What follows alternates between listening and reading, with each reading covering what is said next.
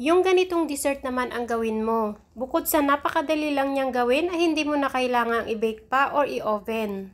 Pwedeng-pwede mo rin itong gawing birthday cake. Tara, samahan niyo ako hanggang dulo. Kailangan lang natin ng 4 egg yolk, mga medium size. Then maglalagay lang tayo dito ng konting asin, pang-balance lang natin sa tamis mamaya. Halu-haluin lang natin ito. Sunod na ilagay natin yung ating condensed milk. Bale, ang sukat nito is 1/2 cup plus 2 tablespoon.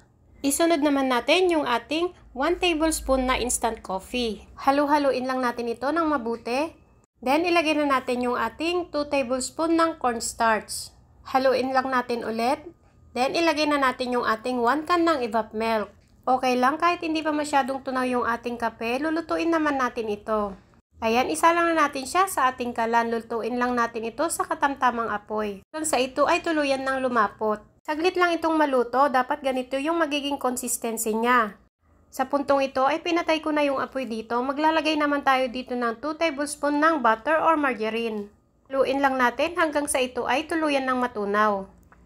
Ayan, okay na to. Set aside lang muna natin at takpan. Proceed naman tayo sa ating dipping sauce para sa ating graham crackers. Maglagay lang tayo dito ng 1 teaspoon ng instant coffee, 1 sachet ng powdered milk, at 1 cup ng tubig. Halu-haluin lang natin hanggang sa ito ay tuluyan ng matunaw. Gagamit lang ako dito ng square na pan, then naglagay lang ako dito ng parchment paper. Depende na po sa inyo kung saan nyo gustong ilagay. Yan, dip na natin siya sa ating ginawa kanina. Bale, 2 pack ng graham crackers lahat ang nagamit ko pala dito. Yan, pwede na tayong maglagay ng mixture sa ibabaw. Maganda po kung manipis lang yung ilalagay natin dito. Nag-scoop lang ako ng nasa 1/4 cup. Pero depende na rin po sa inyo kung gaano kayo maglagay. Ayan, ulit-ulitin lang natin yung proseso hanggang sa maubos na natin yung ating mixture. Bale, nasa 5 layer lahat ng graham ang nalagay ko dito. Ito na yung pinakalas niya. Syempre, mas maraming toppings, mas magandang tingnan.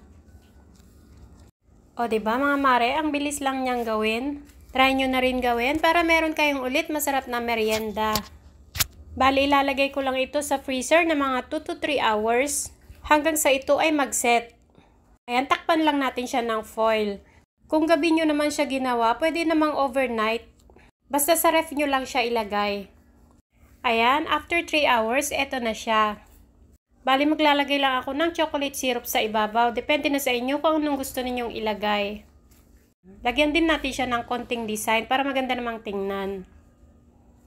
At kung umabot ka sa part na to at nagustuhan mo ang ating dessert recipe ngayon, pwede pong pa-like and share. Then, mag-comment po kayo sa baba kung taga saan kayo para mai-shoutout ko po kayo sa susunod ng ating video.